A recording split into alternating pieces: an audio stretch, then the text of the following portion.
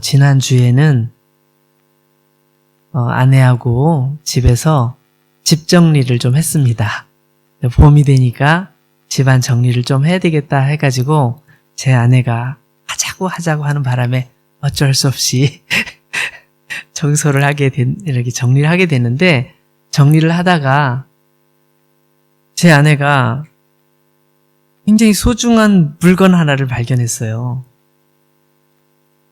그러니까 이제 예전에 우리 아이들이 어렸을 때, 아주 어릴 때, 그러니까 뭐 말도 잘 못할 때, 그때부터 시작해서 아이들과 대화를 나누면서 아이들이 특별하게 뭐 놀라운 말을 할 때 있잖아요. 또 어떤 행동을 할 때 그런 내용들을 이렇게 정리한 거예요. 그래서 일기장이라고 하기에는 너무 적고, 어쨌든 굉장히 적은 분량은 아니에요. 거의 책보다는 좀 작을까요? 책만큼 될 분량이 되는데, 아주 소중하게 보물처럼 아끼다가 어디로 가는지 못 찾았었는데 마침 찾아낸 거예요. 그래가지고 그때 썼던 그 글들을 둘이 같이 읽었습니다. 그 글을 읽으면서 그런 생각이 들었어요. 자녀 교육에 있어서 정말 많은 지혜가 필요하겠구나.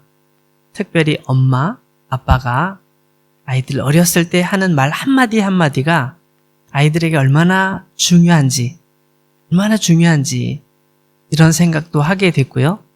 또 한편으로는 아이들을 통해서 참 많은 걸 배우는구나. 아이들이 말도 잘 못하고 그 필요한 단어를 구사하지는 못하지만 그럼에도 불구하고 그 생각하는 것이 어른처럼 생각하고 어른처럼 인격적으로 대해주기를 원하고, 어른들과 같은 어떤 그 생각하는 것들이 표현만 어색할 뿐이지 정말 아이들에게 배울 것이 참 많다. 아이들도 하나의 인격체다. 어른들이 생각하지도 못했던 것을 아이들이 생각한다. 이런 다양한 생각들을 하게 됐습니다. 우리가 5월달을 가정의 달로 지키는데요. 가족의 소중함과 가족을 통해서 주시는 하나님의 음성에 귀를 기울이는 그런 달이 됐으면 좋겠다. 전 그런 생각을 해봅니다. 오늘 우리가 읽은 이 1절부터의 말씀은 사실은 1절부터 10절까지가 이렇게 연결되어 있는 그런 말씀입니다.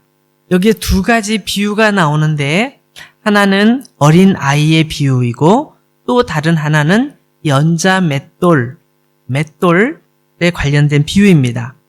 이 두 비유는 사실 한 가지를 말해주고 있는데, 이것을 천국이라는 한 가지 주제로 우리가 묶어서 생각해 볼 수 있습니다.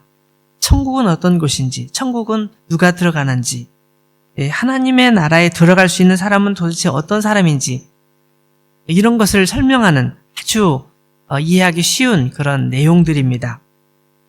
우리가 읽은 이 부분을 흔히 어린이의 교훈 이렇게 표현을 합니다. 어린이의 교훈. 그래서 어린이의 교훈, 그러면 어린이들을 위한 교훈처럼 느껴질 수도 있지만 사실 어린이들을 위한 교훈이 아니고 어린이들의 모습을 통해서 어른들에게 주시는 교훈이라고 보는 것이 더 정확합니다. 예수님께서 이 말씀을 하시게 된 배경이 있는데, 그 배경은 예수님의 제자들끼리 가지고 있었던 경쟁심 때문입니다. 예수님의 제자들이 서로 가지고 있는 관심이 있었는데 뭐냐면 예수님 다음으로 누가 더 높은 사람인가 하는 것입니다.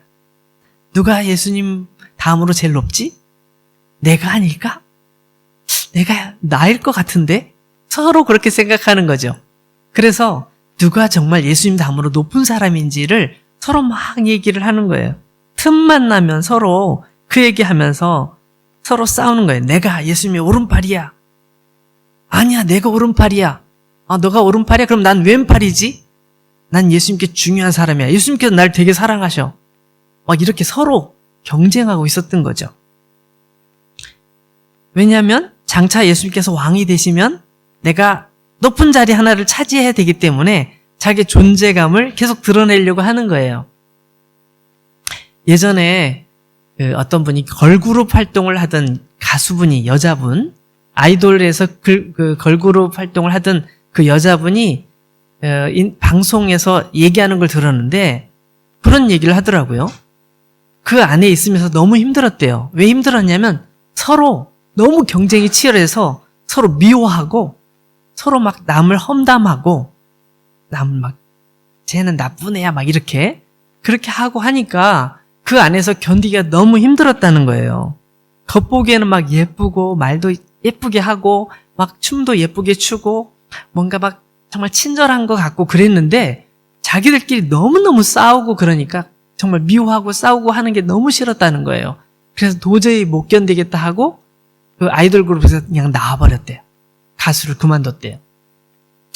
그런 얘기를 들으면서 예수님의 제자들이 혹시나 그러지 않았을까 이런 생각을 해봅니다. 예수님께서 천국 이야기를 들려주시면 그래요? 그럼 천국에선 누가 크지? 또 이렇게 생각하는 거예요. 그럼 우리가 다 같이 천국 가야 되겠구나 이렇게 생각하는 것이 아니라 그럼 천국에선 누가 제일 높지? 예수님 제일 높으시고 그 다음에 누가 높을까? 내가 높을까? 이렇게 생각하는 거죠. 그래서 한참 싸우다가 예수님께 그러면 천국에선 누가 큽니까? 라고 예수님께 질문을 한 거죠. 그때 예수님께서, 오늘 말씀이 그 내용이에요. 그때 예수님께서 어린아이 하나를 불러다가 세워놓고 제자들에게 말씀을 하시는데 이 말씀을 세 가지로 나눠서 생각해 볼 수 있어요.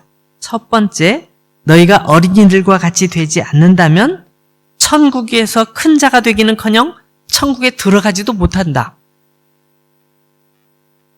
두 번째, 누구든지 이 어린 아이와 같이 자기를 낮추는 그 사람이 천국에서 진짜로 큰 사람이다. 그리고 세 번째, 누구든지 내 이름으로 어린 아이를 받아들이면 곧 나를 받아들이는 것과 같다. 이건 굉장히 충격적인 얘기예요. 왜냐하면 그 당시에는 어린 아이는 사람 취급을 못 받았어요. 사람이라고 생각하지 않고 그냥 아이라고 생각했어요. 사람이라고 생각하지 않았어요. 그 당시엔 여자도 사람 취급을 잘 못 받았어요. 예전엔 그런 세상이 있었습니다. 요즘 안 그렇지만.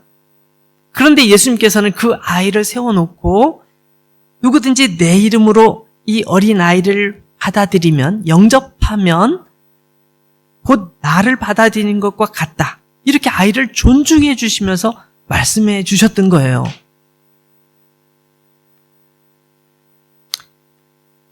잘 생각해 보세요. 예수님의 제자들은 천국에서 누가 더 크냐? 내가 더 크냐? 저 사람이 더 크냐? 막 그것을 생각하고 그것을 질문했는데 예수님께서는 누가 천국에 들어갈 수 있는지를 먼저 말씀하고 계신 거예요. 누가 천국에 먼저 들어갈 수 있는지 그것부터 생각해야 되지 않겠니? 라고 말씀하시는 거죠. 왜 그러셨을까요? 천국에서는 누가 큽니까? 이게 중요하지 않아요. 누가 더 높습니까? 중요하지 않아요. 사실은 이거는 이 땅의 기준으로 해서 하는 질문인 거예요.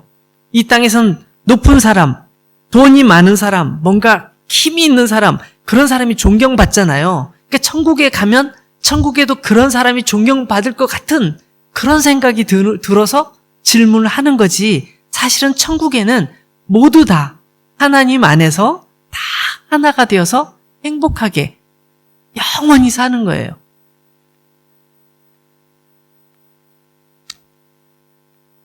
서로 경쟁하지도 않고 서로 누가 최고냐 싸우지도 않아요. 그게 천국이거든요. 예수님의 말씀을 생각해 보면 한마디로 어린아이의 순수한 모습, 순수함, 어린아이의 정직한 모습, 어린아이의 겸손한 모습, 이런 어린아이와 같은 마음을 가지고 있는 사람이라야 천국에 들어갈 수 있다고 말씀하고 있습니다. 저는 그 생텍쥐베리가 쓴 무슨 책이죠? 어린 왕자. 어린 왕자 책을 이게 읽을 때마다 또 어린 왕자 책에 대한 내용들을 생각할 때마다 늘 마음속에 나도 과거에는 이런 어린 왕자처럼 그렇게 순수한 시간이 있었던 것 같은데 이런 생각이 들어요. 나도 예전에는 이렇게 굉장히 순수하고 아무 때묻지 않은 그런 어린 시절이 있었던 것 같아요. 제 기억 속에 저의 그런 아주 천진난만했던 시절들이 생각이 나요. 그러면서 또 한편으로는 언제부턴가 그걸 다 잃어버리고 있는 것 같아. 지금 현재 내가 그런 모습이 아닌 것 같아요. 어느 순간부터 내가 그걸 점점 조금씩 잃어버리다가 지금은 그런 어린 왕자의 모습을 보면 굉장히 낯설고 나의 모습과는 너무 거리가 먼 그런 순수한 사람의 모습처럼 여겨지는 거예요. 아, 내가 많이 변했구나. 여러분들은 어떠세요? 우리 교회 어린아이들이 많이 있잖아요. 제일 작은 아이가 누구죠? 마엘이, 또 요나단, 레오니, 시온이 이렇게 아이들이 있잖아요. 아이들하고 이렇게 얘기를 나누다 보면 애들이 참 마음이 뭔가 순수하다, 정직하다, 또 겸손하다 이런 생각이 들 때가 참 많아요. 여러분 그렇지 않아요? 어린 아이들은 무슨 말을 하는 거 보면 어른처럼 막 계산하고 내가 이 말을 하면 저분이 뭐라고 말할 거야. 이렇게 앞뒤를 재면서 말하지 않고 그냥 생각나는 대로 말하잖아요. 정말 순수하게. 우리가 아이들을 바라보면 참 배울 게 많잖아요. 그죠? 여러분 성경에 보면 오병이어의 그 기적, 오병이어 이야기가 나오잖아요. 오병이어의 이야기는 마태, 마가, 누가, 요한복음에 다 기록되어 있는 아주 중요한 성경 내용이에요. 근데 여기에 보면은 많은 사람들이 막 예수님께 와서 말씀을 듣잖아요. 막 말씀을 듣다 보니까 시간 가는 줄 모르고 계속 말씀을 듣다 보니까 다 배고파진 거예요. 그때 예수님께서 예수님의 제자 빌립에게 말씀하셨어요. 빌립아, 우리 다들 배고픈 것 같은데 먹을 것 좀 어떻게 어디 좀 사와봐. 사실은 예수님께서 빌립을 테스트하신 거였어요. 빌립이 뭐라고 생각하는지 어떻게 대답하는지 궁금하셨던 거죠.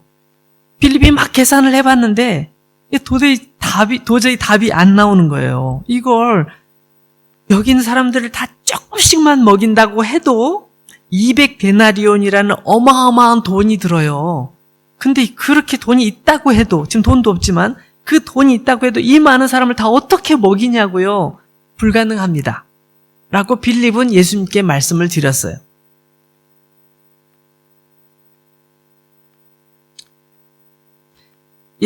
그때 제자 중에 베드로의 동생 안드레가 예수님, 여기 한 아이가 뭘 가져왔는데요. 물고기 2마리하고 보리떡 5개를 가져왔는데 근데 이거 갖고 뭐 되겠어요? 안드레 역시 매우 부정적이에요. 불가능하다고 생각해요. 근데 놀랍게도 예수님께서는 뭐라고 그러시죠? 다들 식사 준비, 자리에 앉아서 식사할 준비를 하세요. 다 식사 준비하도록 얘기하라고 제자들한테 말씀하신 거예요. 제자들이 식사 준비를 지금 어떻게 식사 준비를 하죠? 아무것도 없는데? 하지만 예수님께서 식사 준비하라고 하시니까 다 앉게 했어요. 했더니 예수님께서 어떻게 해요? 그 어린 아이가 가져온 그 떡과 물고기를 들고 하나님께 감사의 기도를 드리시더니 그걸 나눠주라고 하신 거예요. 그걸 나눠줘서 그걸 먹게 되잖아요. 성경에 나와 있는 내용을 보면 어린 아이와 여자를 빼고 몇 명이 먹었다고 했어요? 5,000명이. 여기도 보면 숫자를 셀 때 숫자를 안 세요. 어린 아이들의 숫자를 안 세요. 아예 사람 취급을 안 하는 시대였던 거예요. 아까 말씀드렸지만 그런 상황에서 예수님께서는 어린 아이를 받아들이는 것, 영접하는 것은 곧 나를 영접하는 거라고 말씀을 하셨잖아요. 어쨌든 5,000명, 여자와 아이를 빼고 5,000명인데 그래서 사람들이 생각해 볼 때 그러면 그 숫자가 한 2만 명 정도 되지 않을까? 최소 2만 명 정도는 될 것이라고 추정을 하는 거예요. 정확한 숫자는 모르지만 최소한. 근데 그렇게 먹고 나서 어떻게 해요? 남은 것들이 있으면 다 모아보세요. 예수님께 다 모아봐라 말씀하셔서 다 모아보세요. 그래 다 모았더니 12바구니에 가득 채워져 남은 거예요. 엄청나게 많이 남은 거죠. 제자들이 할 말이 없어요. 이게 어찌 된 일이지? 빌립은 어른으로서 상식적으로 계산을 탁탁탁 해보고 안 돼. 안드레는 있긴 있지만 이거 갖고 뭐 하겠어? 소용없어. 포기하고 있었어요. 그런데 이 어린 아이는 자기가 가지고 있는 이 음식을, 자기의 도시락을 예수님께 드린 거예요. 물론 이 아이가 이것을 가지고 모든 사람이 다 먹을 수 있을 거라고 생각하지는 않았을 것 같아요. 적어도 예수님 배고프시니까 예수님께서 너무 재미있는 말씀을 많이 들려주셨는데 너무 배고프시니까 예수님께 드려야지 이런 마음으로 가져왔을지도 몰라요. 근데 중요한 것은 이 아이는 자기가 배고픈 것을 참아야 돼요. 이것을 주면 자기는 배고프게 굶어야 되잖아요. 그럼에도 불구하고 예수님께 드리고 싶은 그 마음으로, 순수한 마음으로, 겸손한 마음으로 자기가 먹어야 될 도시락을 예수님께 드린 거예요. 여러분, 놀랍게도 오병이어의 기적은 거기서부터 출발했던 거예요. 그 어린 아이의, 모르게 이름도 안 나와 있어요. 이름도 안 나와 있는, 이름도 알 수 없는 이 어린 아이의, 모르겠어요. 그 아이가 저기 지온이처럼 저 정도 크기였는지, 더 어린 아이였는지, 더 좀 나이가 있었는지 잘 모르지만, 어쨌든 어린 아이가 자기 먹을 거, 그거를 예수님께 드린 거예요.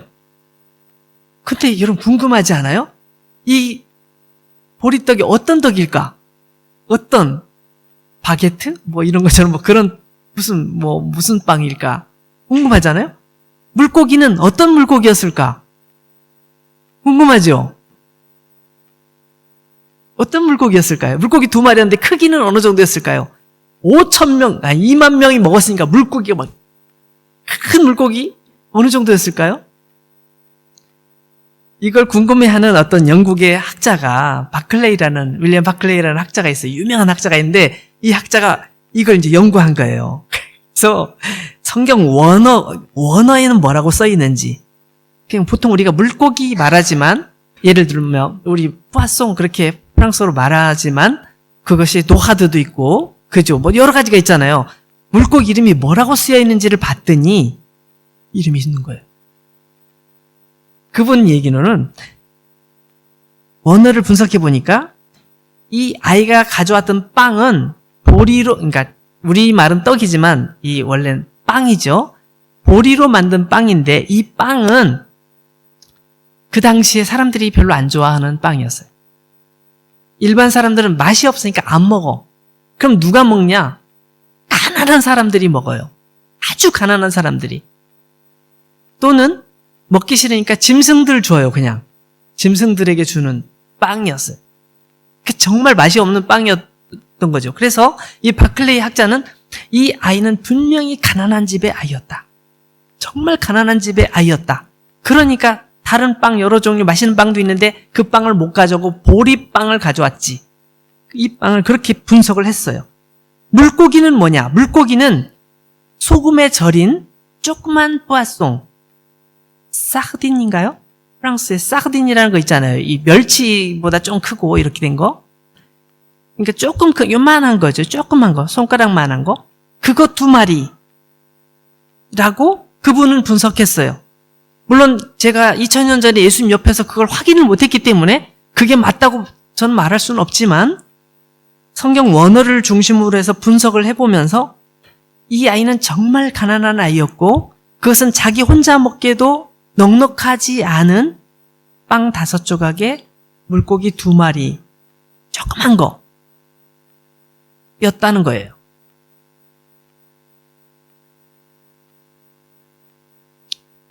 근데 중요한 건 뭐냐면 이 아이가 아까 말씀드린 것처럼 자기가 먹지 않으면 배고프고 하루 종일 굶었으니까 너무 배고프지만 지금 현재도 배고프지만 그것을 참고 예수님께 다 드렸다는 거예요. 자기 도시락을 통째로 예수님께 드렸다는 거예요.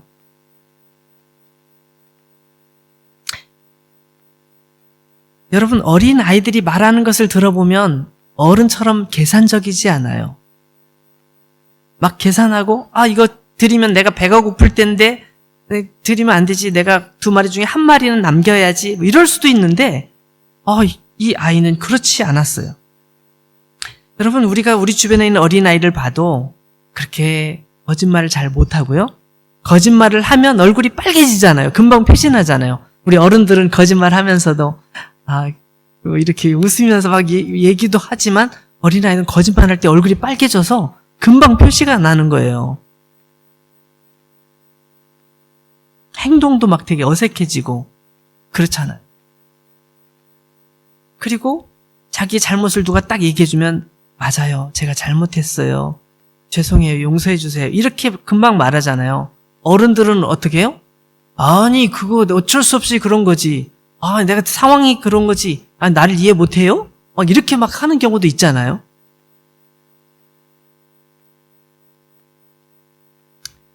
좀 지루할 수 있겠네. 여러분, 예수님의 제자들이 어땠다고 지금 말하는 거예요? 예수님의 제자들은 그런 어린 아이와 같은 마음이 아직도 부족한 거예요. 예수님을 따라다니고 예수님의 말씀을 많이 들었고 예수님과 함께 밥도 먹고 잠도 자고 예수님과 함께 배도 타고 예수님과 함께 잠도 자고 그렇게 했지만 여전히 그 마음속엔 이 욕심이 가득한 거예요.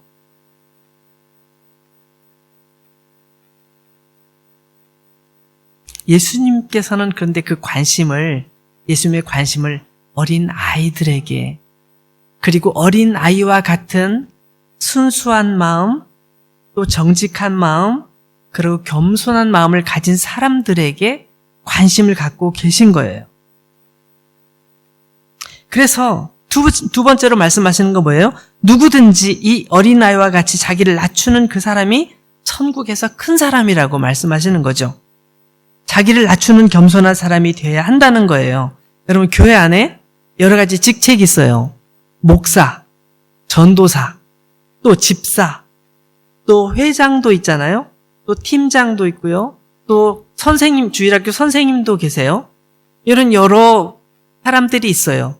이건 뭐예요? 교회 오래 다니면 한 칸씩 올라가서 승진하는 건가요? 아니에요. 집사는 교회와 성도들을 돌보기 위한 직책이에요. 겸손히 섬김의 본을 보여야 돼요.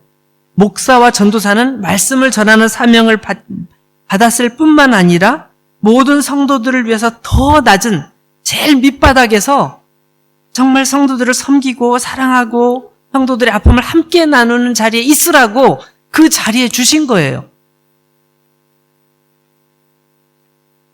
일반 직장에 보면 사장님이 계시고 또 회장님도 있잖아요. 교회도 회장이 있어요. 근데 세상에서의 그 일반 사회에서의 사장님과 회장님은 높은 자리, 제일 높은 자리잖아요.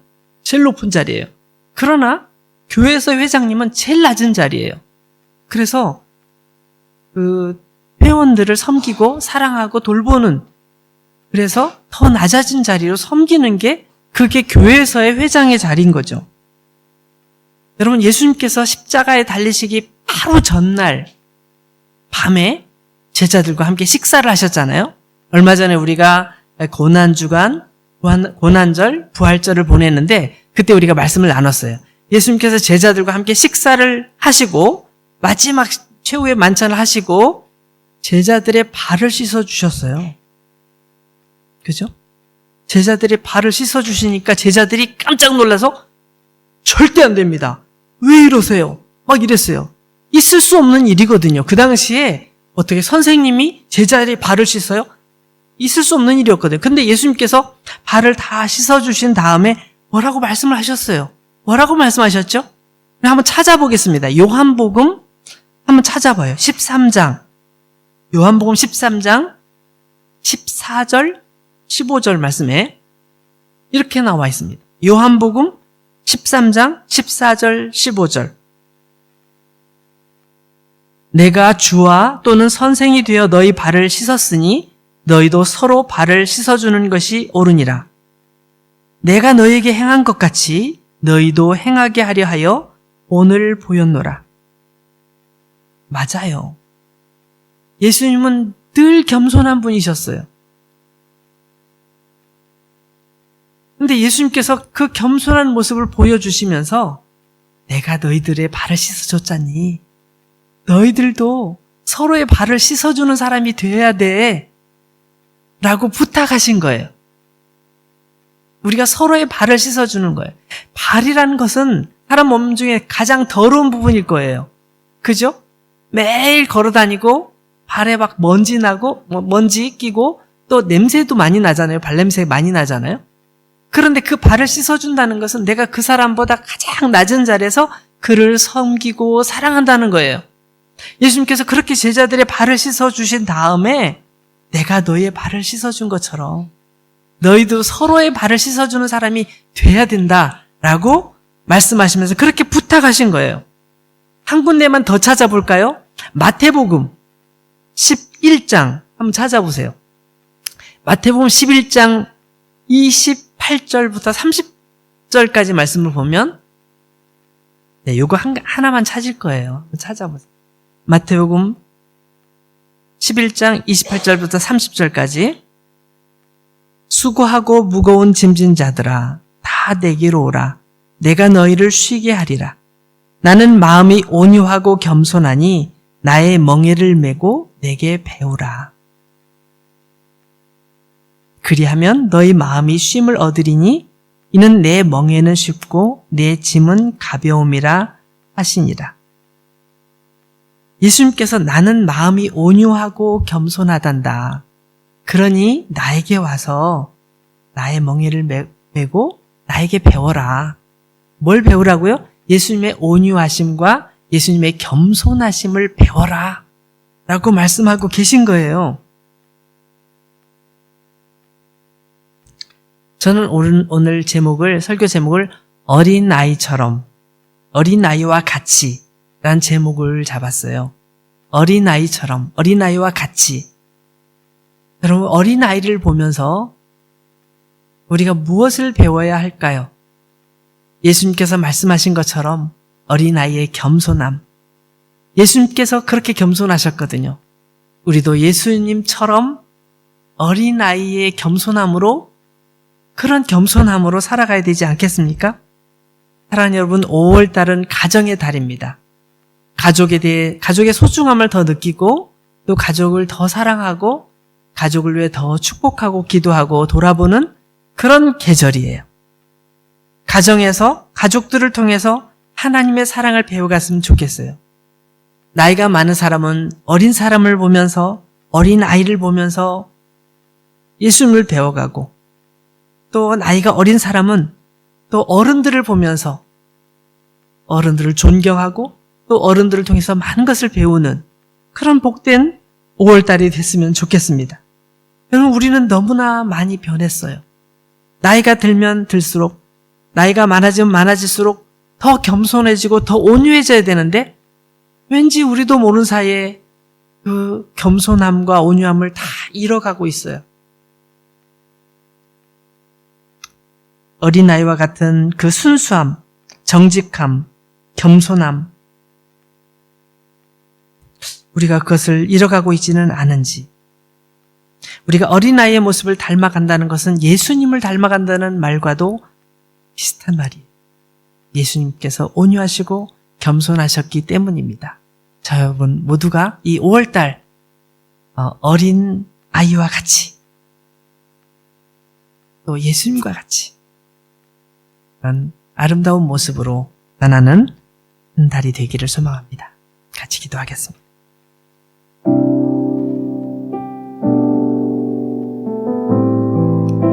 이 시간 말씀 생각하면서 우리 자신을 돌아보고 기도하는 시간 됐으면 좋겠습니다.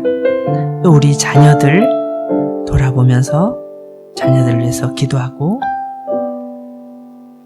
우리 가족들 위해서 기도하는 시간 가졌으면 좋겠습니다. 같이 기도하겠습니다.